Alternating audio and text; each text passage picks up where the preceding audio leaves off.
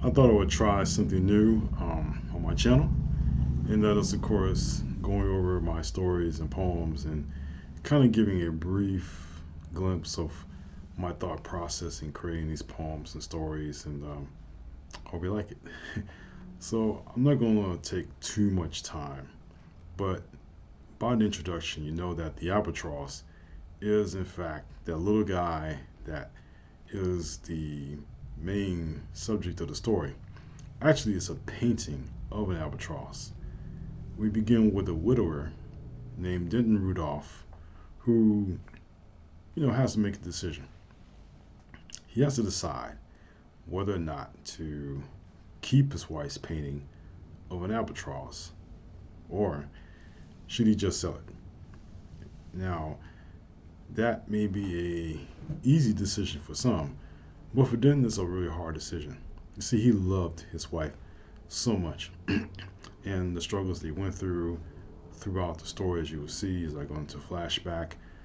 But they go through so much, including her how she passes away. And I would say that Denton has to make the decision. It's not easy.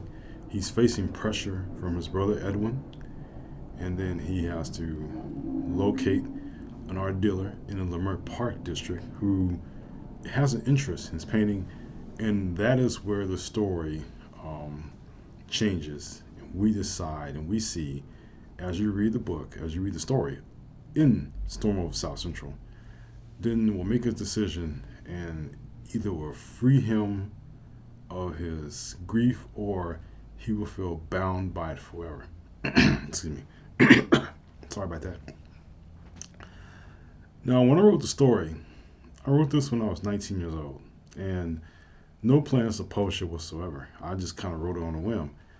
It was a time back in college that I was writing these short stories randomly, and I will give you this one. Um, well, let me before I get to that point, let me just tell you that as I was writing these short stories with no thought of publishing them whatsoever, just like to write, I also was part of this creative writing class at City College. So our instructor was a very critical professor, instructor, and he was very critical of the works that we read in class. He would we would read our rough drafts to him, and he would just go crazy, as most English professors do, and started to point holes in that one draft, or maybe that second draft or third draft, the version that these students, along with myself, decided to read the professor or the instructor. And of course, the instructor did have his followers.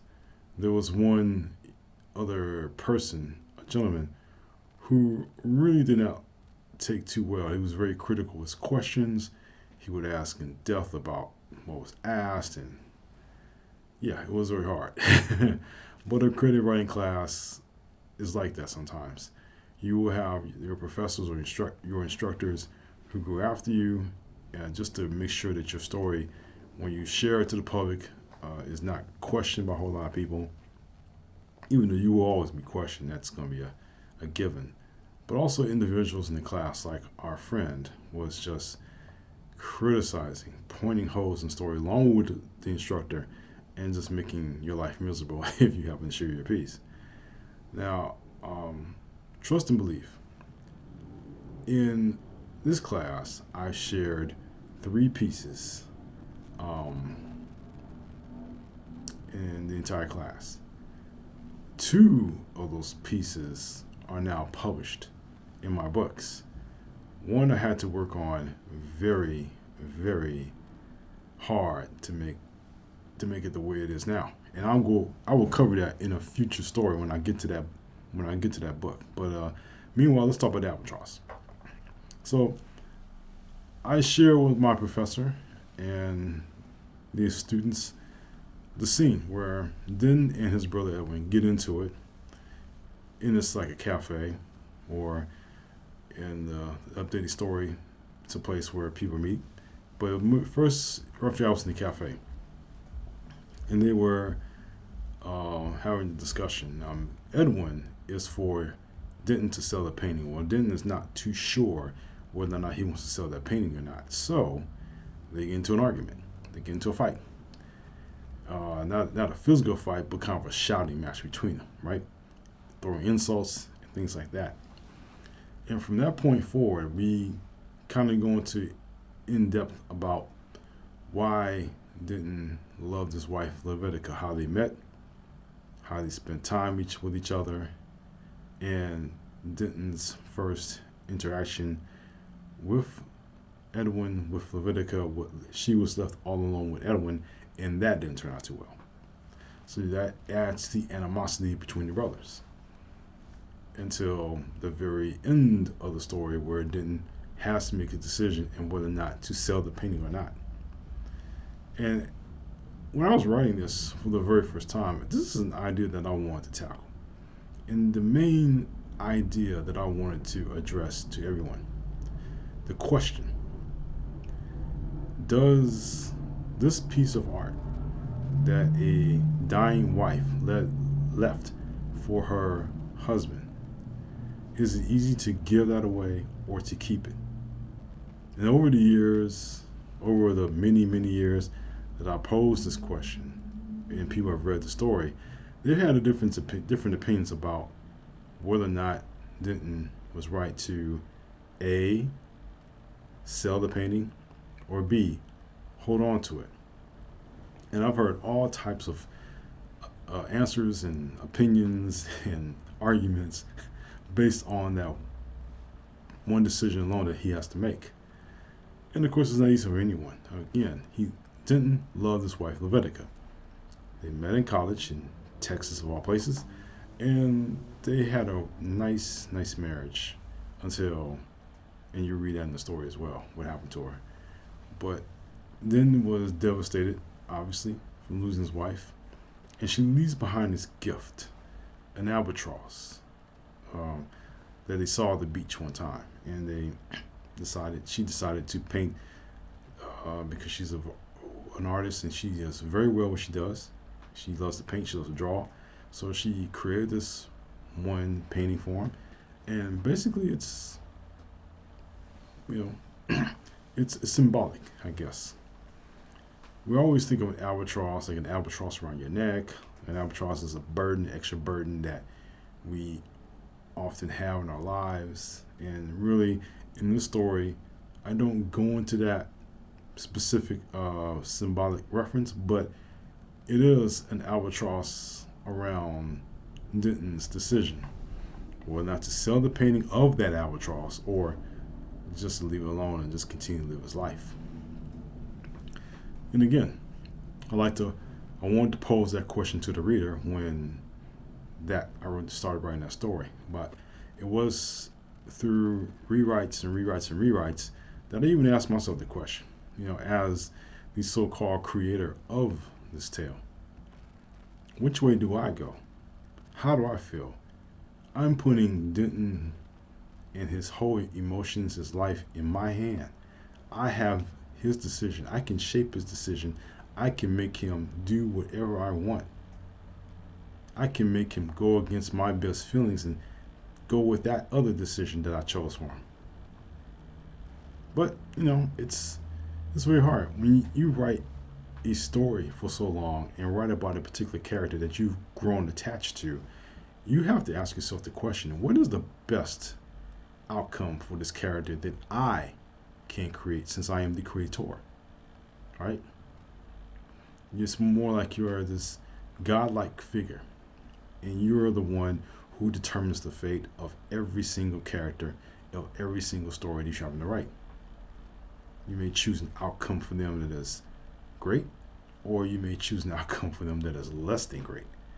And I will say for Denton, the outcome is what it is, and he will have to live the rest of his life living with that decision.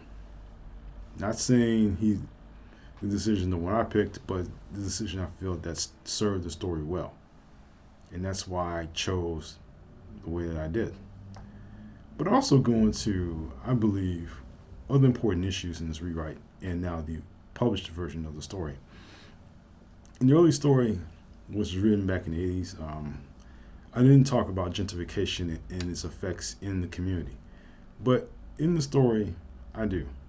I write about, especially with a group of elders, how it's affected the neighborhood and what's going on, how did they deal with this, and how the changes in the buildings, the changes in the residents, the changes everywhere that's affecting them in the area of LA, South LA. I also talk about Denton as a character, Levitica as someone who was looked at as a prize for any man that wanted her because her body was so attractive to the male species, but she found something in Denton that he was able to see past her physicality, her physical nature, and focus more on her mental nature, the one that truly counts. So, with that in mind, they're a great couple. They're an outstanding couple, and I think you're reading the story how much love they have for each other. But at the same time, the tragedy that hits the both of them is something that we have to ask ourselves: what do I leave behind for my loved one? What is the one gift that I can give them so they can know that I truly love them? As someone who is going through his own tragedy within his family,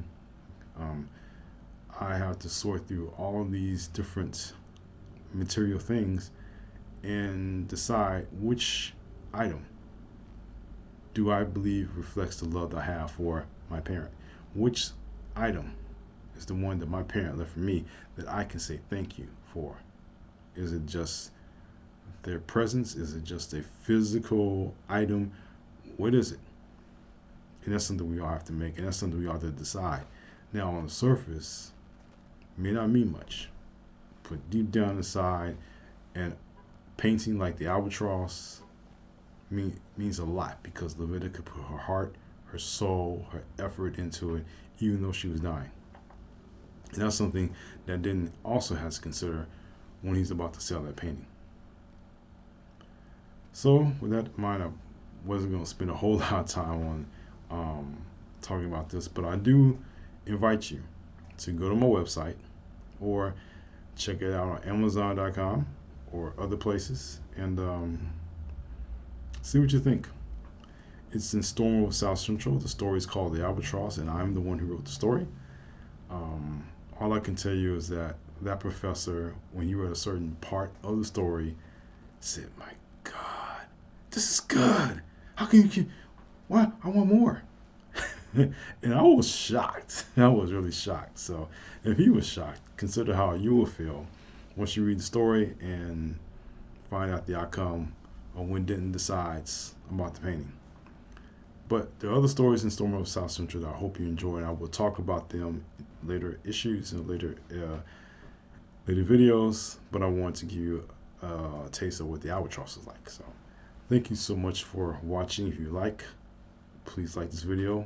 Please subscribe if you haven't already. I'll plan to share more stories on this channel, and let me know what you feel. Until that time, I wish you all the best. Have a great day, evening, week, and whenever you're watching this, always in closing, take care.